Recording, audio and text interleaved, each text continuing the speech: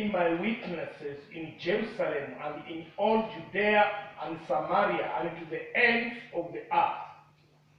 Asante. You shall receive power. Yeshua was talking to his disciples. And before I proceed, for people who are not used to the name Yeshua, we are just calling Jesus in Hebrew. It is just the name Jesus in Hebrew. Bwana asifiwe. Sasa wakati Yesu alikuwa anaongea na wanafunzi wake, aliwaambia mkaeni Yerusalemu hadi wakati mtapata nguvu, wakati Roho Mtakatifu atashuka ndani yenu, hapo ndio mtakuwa mashahidi wangu Yerusalemu, Judea na nchi nzima. Bwana asifiwe. You will be my witnesses in Jerusalem, Judea and the end of the world. Bwana asifiwe. The purpose of the church is to spread the gospel to every corner of the globe. Everywhere a believer goes, he is there to witness the truth about God. Bwana asifiwe. All of us are witnesses. Witnessing is not limited to people who stand on the pulpit to teach and preach. Witnessing is a believer's responsibility to spread the gospel in this generation. Bwana asifiwe. And that is why we are here to learn, to be equipped, so that when we go out there, we are empowered to preach the gospel in the marketplace, in schools, wherever we go, wherever we step, we are empowered to preach the gospel. Bwana asifiwe. And that is why God is calling all of us to come together so that we can put a united effort as his church to spread the gospel to all the world in this generation. Bwana asifiwe. There are a lot of gospels in this world. There are a lot of gospel in this world. There are fake gospels which are being preached, and there is the real gospel which the Bible talks about. And here we have the responsibility to witness the truth and to bear the light, in which when we go where there is darkness, then the light of God should shine in the hearts and the mind of the children, so that they may come out of darkness unto the marvelous light. Bwana asifiwe. Ndiposa when you look at Luke 24:48, the Bible says that, and you shall be witnesses to these things. Bwana asifiwe. Jesus was telling his disciples that you shall be witnesses to these things. Which are the things are they supposed to be witnesses about? These are the things that the works which they did with Christ, the things which they were taught. They are supposed now to go and teach others. No wonder when you look at the book of Matthew 28 verse 19 and 20, he was saying, Jesus was saying that go and make disciples. Bwana asifiwe. One element of witnesses is discipleship. Bwana asifiwe. When we witness, we make disciples. We teach others so that they can go and teach themselves. And the formula of the spread of the gospel works with the formula of replication. Bwana asifiwe. It is not multiplication, but it is replication. Now we are in the season of pandemic. The virus, when it enters a cell, it replicates and uses the cell to manufacture other viruses so that they can do the same. No wonder viruses are hard to treat, and they are very serious. The effects are serious to the body of the host cell. Bwana asifiwe. And when we take into that account, when we go out there and we make disciples, we teach them, we equip them, we empower them with the truth, and they go out and do the same. So what I'm doing is replicated amongst a lot of people, so that we are effective as far as our job of spreading the gospel is concerned. Bwana asifiwe. You shall be the witnesses of these things. When we look at that Samaritan woman on the well, when she encountered Jesus, her life was never be the same. Yes, it's true, she had a dark past, but when she met Christ, everything changed. And just one day, they were able to convince the whole town because of one woman who is a prostitute. Bwana asifiwe. No wonder in the gospel, the prostitutes created big impact as far as the gospel is concerned. Why? Because of how they behave after encountering Christ, after getting the gospel, after grasping the truth. Their lives were transformed, their lives were changed, and when they gave the testimony, the whole world was upside down. Bwana asifiwe. Therefore we are called to testify about these things. We are called to demonstrate the power of God. We are called to make other disciples, so that when we work, we equip, we empower. They go, they work, they equip, they teach, they preach, they empower, and the work goes on and on and on. Bwana asifiwe. One thing that we must understand is that this is not our own thing. This is not our work, but the work of God has his honor. Bwana asifiwe. We get our authority from Christ. When he said that all the power and authority has been given me, and the same authority we are commissioned, and then it is our job now to go and do the work, because the power and the authority we have in our hands. Bwana asifiwe. And if we dare sleep, we are doing to God a very bad disservice. It is our responsibility as believers that we need to go out there and preach the gospel and teach and equip other people, so that they may also go and do the same way we did to them. Bwana asifiwe. This work is beyond us.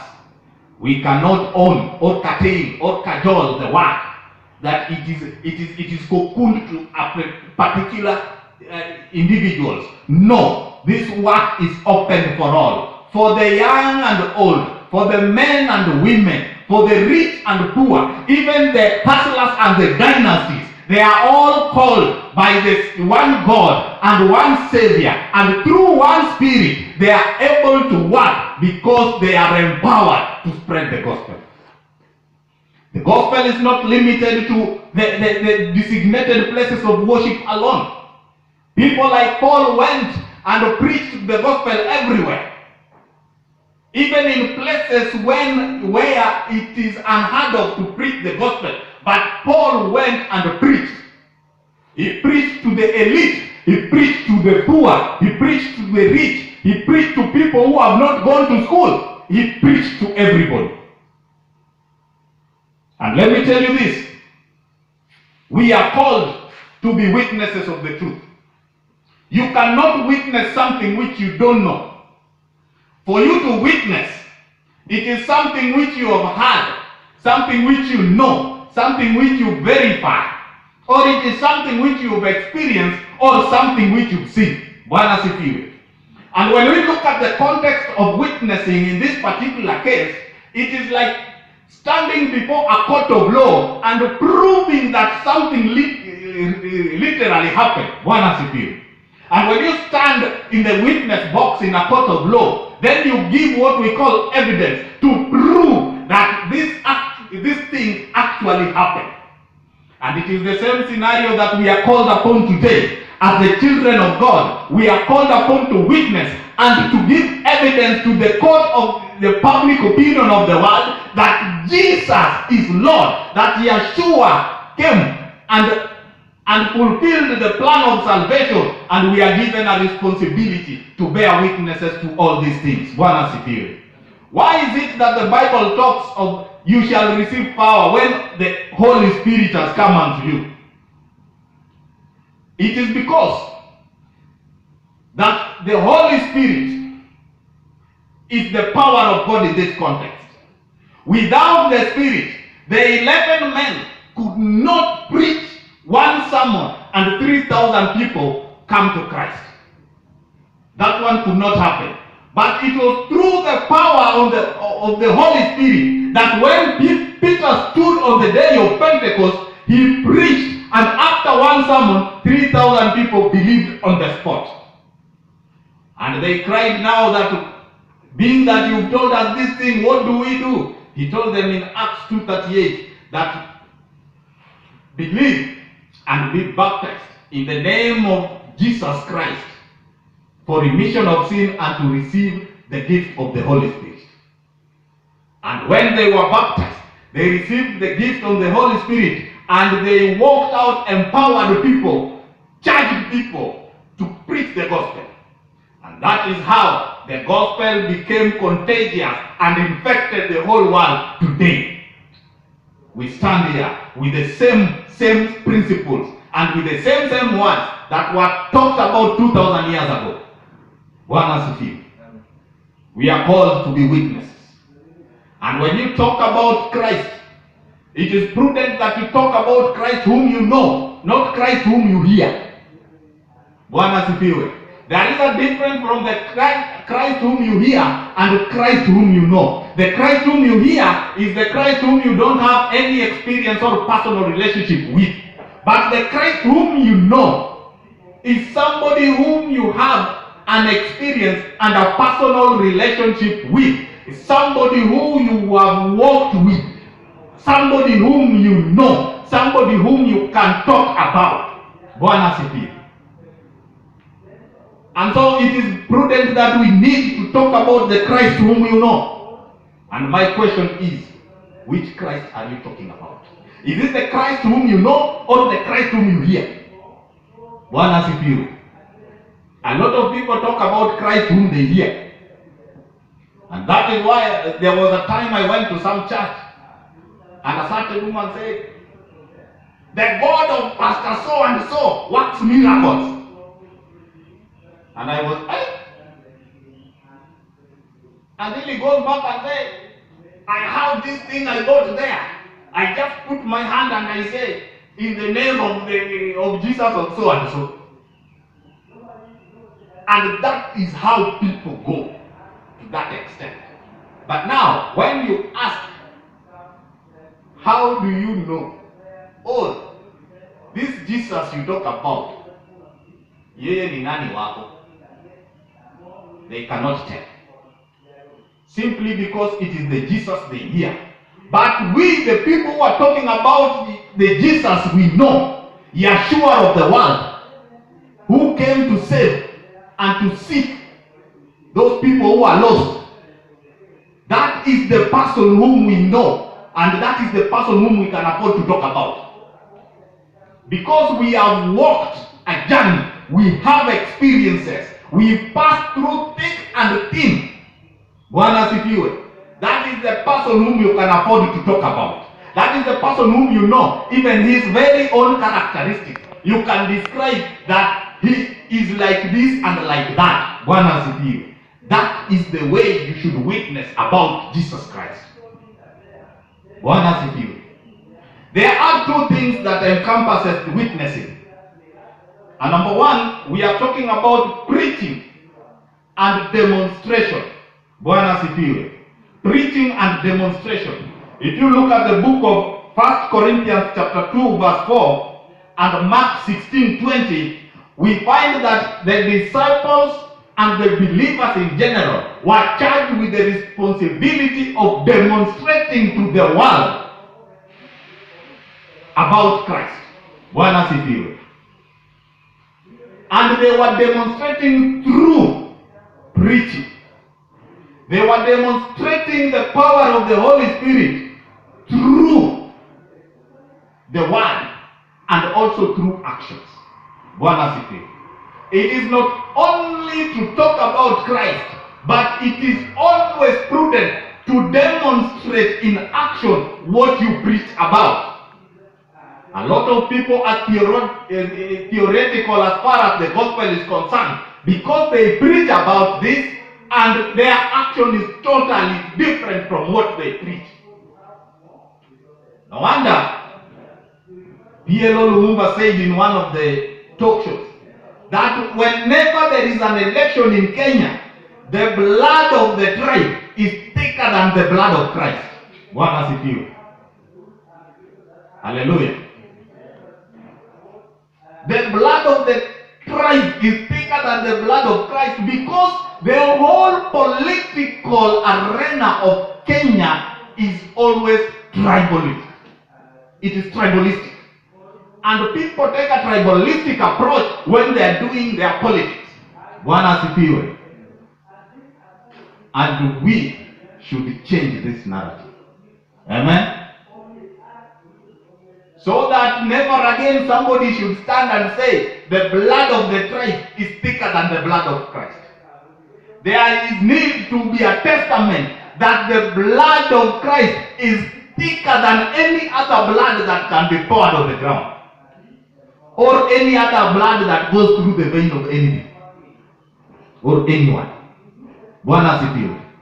That is what we are called to do as the children of God. We need to demonstrate what we say in action, so that to avoid a situation in which we are likened to people who preach water and take wine. That is not our job.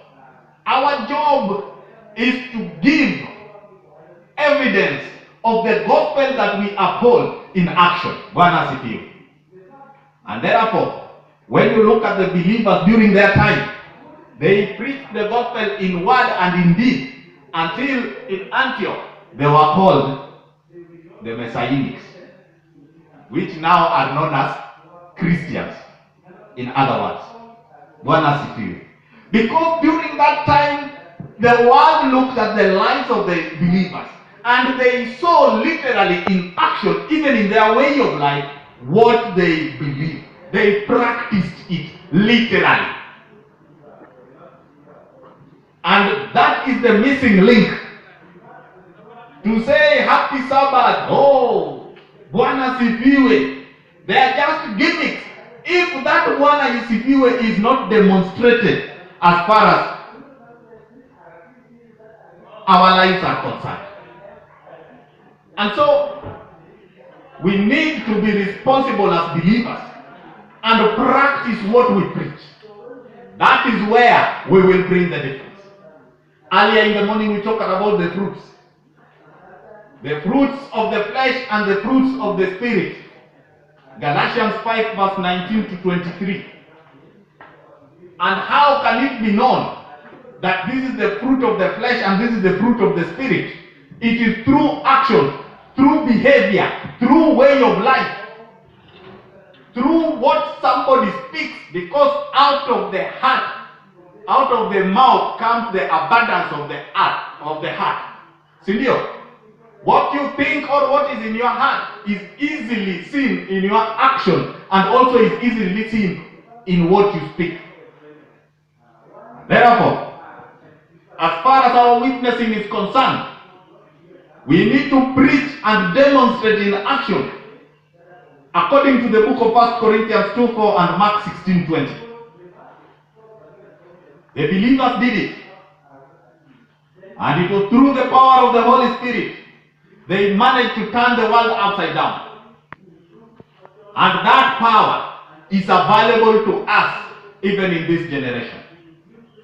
And nobody will say or take God to blame, because God did everything it is necessary for us to have the power and for us to walk the talk as far as our spiritual life is concerned. Number 2, we talk about witnessing. We talk about witnessing. If you read the book of Acts 10 verse 40 to 42, Acts 10, 40 to 42. Here, Peter says how God anointed Jesus of Nazareth with the Holy Spirit and power, and how he went around doing good and healing all who are under the power of the devil, because God was with him. In verse 39, we are witnesses to everything he did. The country of the Jews and in Jerusalem, they killed him by hanging him on the tree.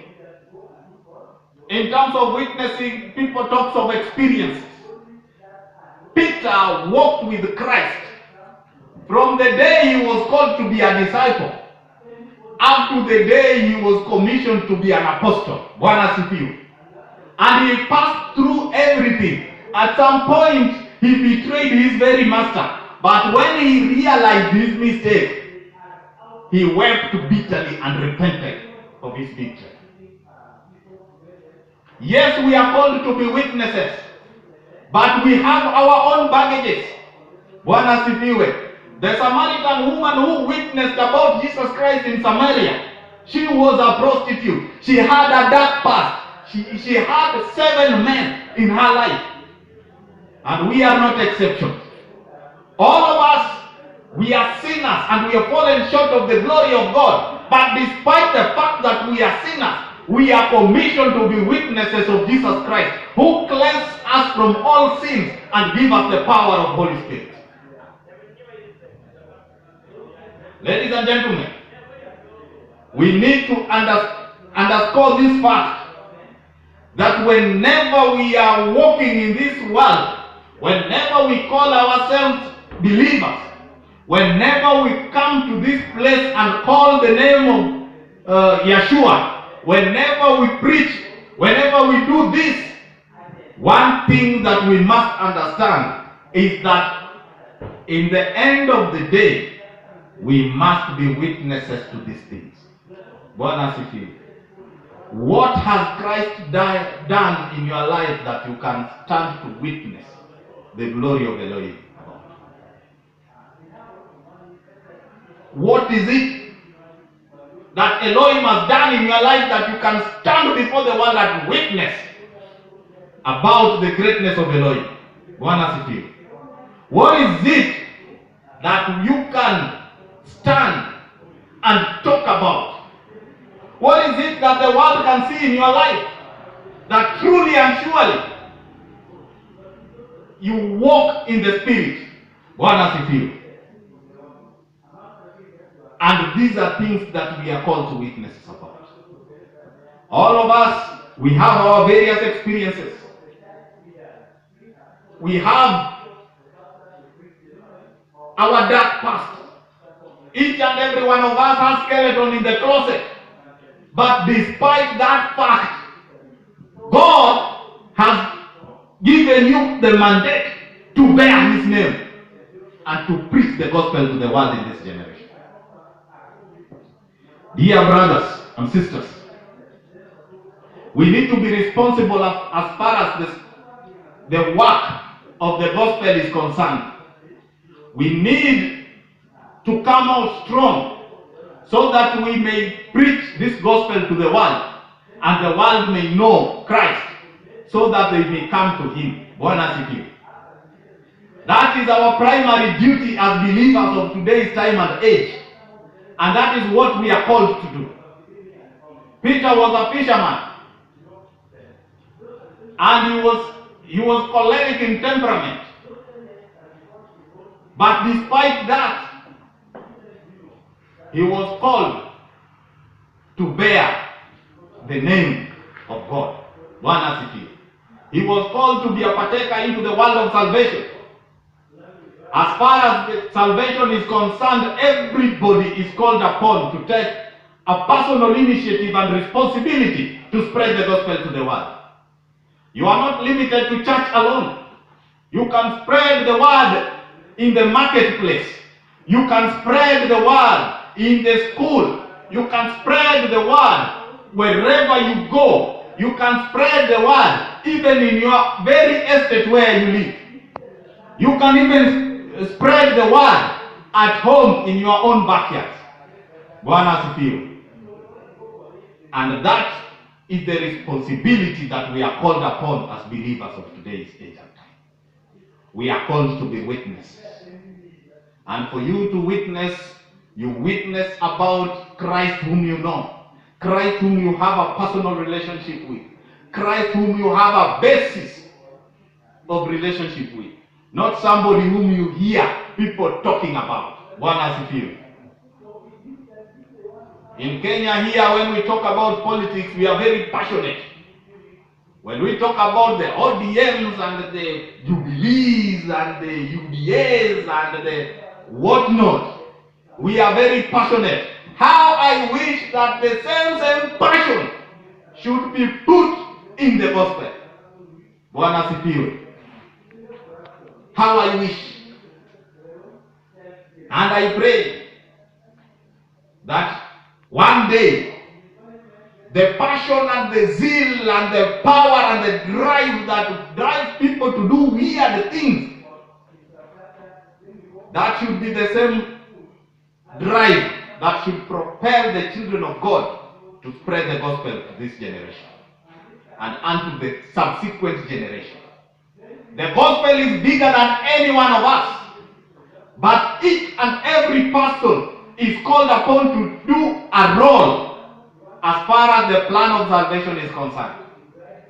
Christ still evangelizes up to today, but he does not do it physically, but he does it through his chosen representative, who is you and me.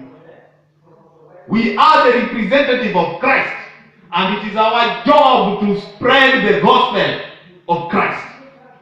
Bwana asifiwe. We are the representative.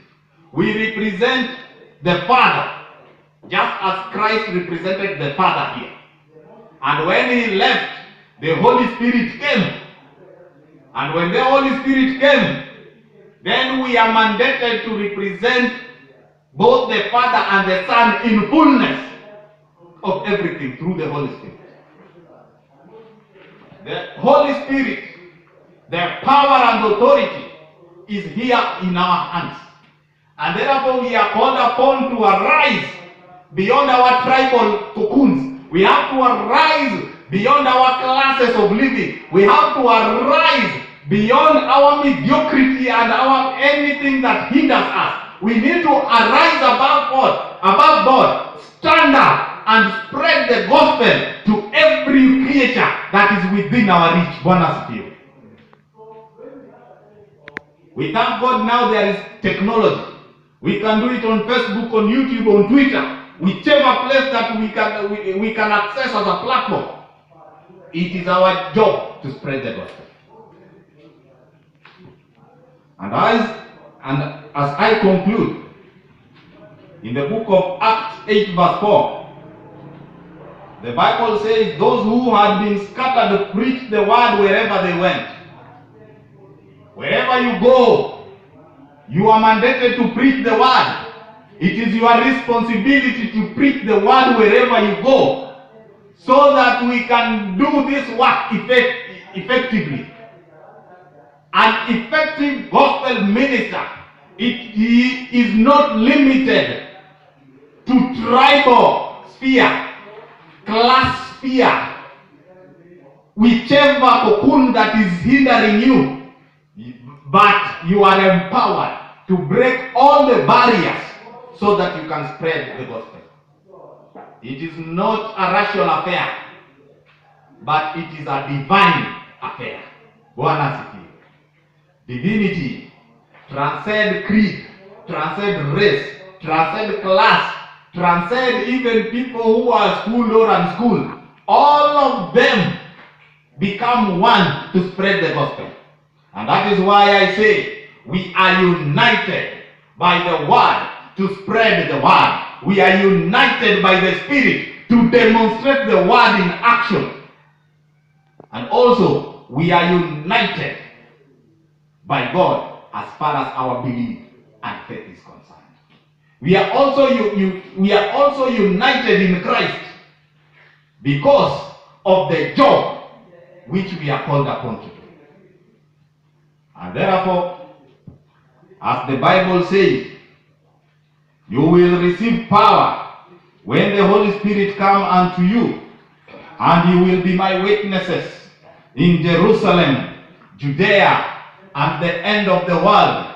We are called upon now to call upon God to give us the power of the Holy Spirit just once more, the way he gave it to the apostles during that time on the day of Pentecost. Then we are now in the reality of the responsibility of the work of the gospel that is entrusted upon our shoulders. then we need to cry to God so that He can give us the power once more for us to do the work according to His will in glory.